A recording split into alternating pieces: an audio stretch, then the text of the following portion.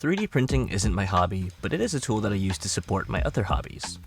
I bought my first 3D printer 5 years ago, and while I've printed my fair share of random trinkets and toys, I've primarily used it for function.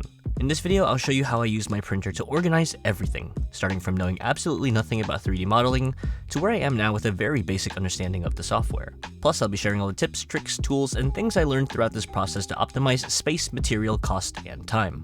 The goal isn't to necessarily maximize every last inch of space, but it's to create a system where everything has its place, can be used, and easily put back, always ready to go. Luckily, an open source system already exists for this, one that's customizable, scalable, and widely adopted. That's where Gridfinity comes in. Originally designed by Zach Friedman, Gridfinity is a modular organization system using a standardized grid of baseplates and bins that snap into place. It's fully customizable, stackable, easy to print, and has been expanded by the maker community with countless variations and expansions, making it a perfect solution for organization. The next step is figuring out how to actually get started, and that begins with the foundation, the baseplates. The first thing I did was measure my drawer's length, width, and height to determine how many Gridfinity squares fit. Using the smallest drawer in my tool chest as an example, I'm able to fit a 9x13 grid with a maximum height of about 45mm. On my Bambu Lab X1C, I can print a max 5x5 grid at any one time. To fill up every single drawer in my tool chest would require exactly 1,417 squares, or about 57 5x5 grids. With each grid taking about 45 minutes and 33 grams of filament, that means a total of 43 hours of printing, and nearly 2 kilos of filament. It's not an expensive option, but it is extremely time-consuming, especially when you factor in the time between prints and potential print failures.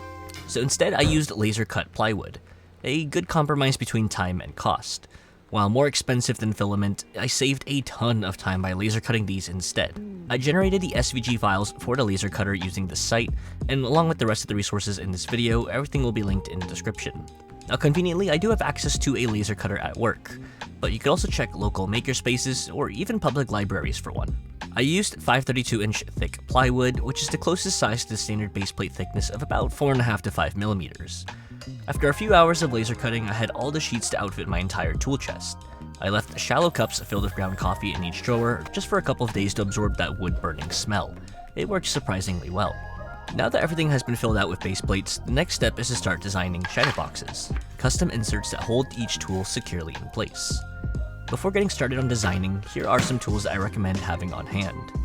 First, calipers. These are essential for measuring objects accurately. I would recommend getting plastic tip calipers instead of the steel ones I have here to avoid scratching your object. Second, a measuring tape. Some objects are just going to be easier to measure with this, especially larger ones. And finally, having a spare base plate and a set of test bins is really useful. I printed a set of bins from 1x1 to 5x5, all at 5.5 units tall, about 43mm, which is really the max height my drawers can fit. This helps quickly determine if an object might squeeze into a 1x3 bin, or actually might need something a little bit bigger. My first tip here is to skip the shadowboxes. Sometimes you don't need to design a custom shadowbox at all. Using an empty bin instead will save you a ton of time and filament. For example, my tape measure and laser level fit perfectly inside a 2x4 bin without any extra customization. For larger objects like my small handheld vacuum, printing an empty bin in 2 parts instead of a full shadowbox saves a huge amount of filament as well. Tip number 2 is to consider your object's orientation.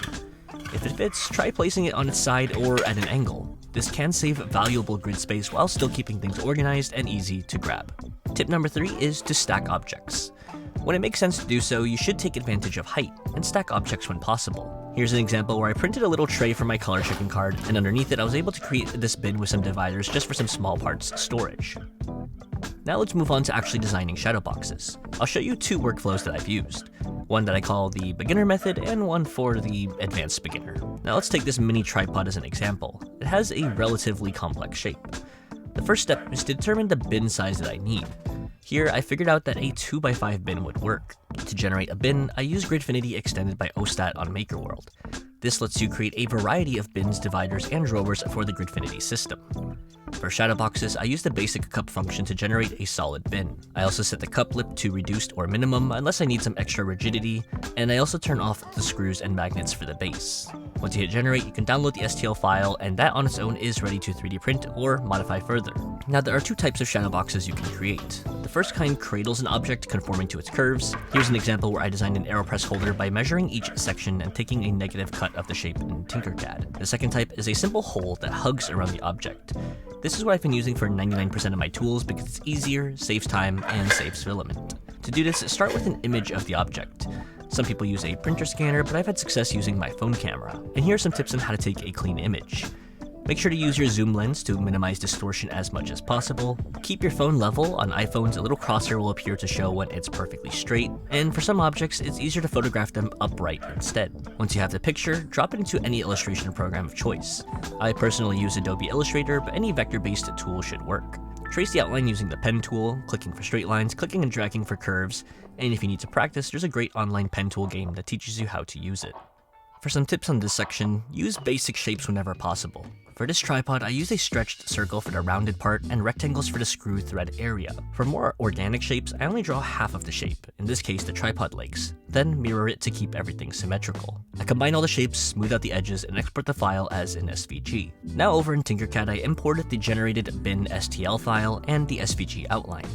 You shouldn't need to set any scale for the bin, but you'll want to scale the SVG to match your real-life measurements. Then provide an extra 1 to 2 millimeters of extra space for clearance.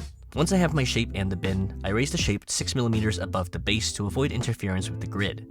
Then I set the shape as a hole and subtract it from the bin. I also added finger holes so you can grab the object easily. I found that a 30 millimeter diameter hole tends to work pretty well. Once that's done, I export as an STL and it's ready to print. And now moving on to the advanced beginner method, using Fusion 360. This method follows the same process but uses Fusion for a more precise and cleaner design.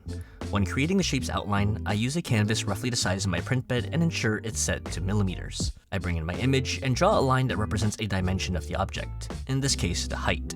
I then scale the image to match that height, and now the resulting outline will be sized precisely for the object.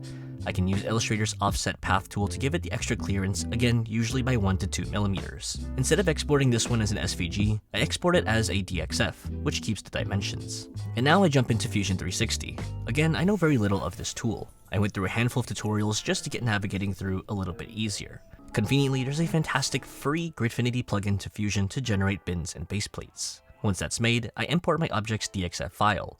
I then extrude it upwards to match the thickness or depth of the item. After aligning everything, I subtract the cutout, add chamfers for smooth edges, and use fillets to round out the interior. Once complete, I export as an STL, and it's ready to print. It is worth noting here that you can do this entire thing in Fusion alone too. You can take a picture of your object next to a ruler and even use that as a scale to calibrate the size in Fusion. But I simply prefer Illustrator just because I'm a lot more proficient with creating shapes in it, and the extra step doesn't take me that long to do. Now before committing to a full print, you could test fit the design using a thin stencil. Printing this first lets you check that the object actually fits before wasting filament. This is especially useful on larger item prints. In Illustrator, using the offset tool and pathfinder tools to subtract the front is a really quick way to generate a stencil you can use to check your items fit. To speed up prints and reduce material usage, here are a few tweaks I make in my slicer settings. I use the largest layer height since detail isn't a priority, and I set the infill to 4% gyroid, which keeps it strong but lightweight. If I want to label bins, I'll sometimes do multicolor prints, though they do add a little bit of time and extra waste. Instead, you could just leave some room for a label from a label maker. Now, this isn't a perfect system, and even I'm still working on finishing up the rest of my tools.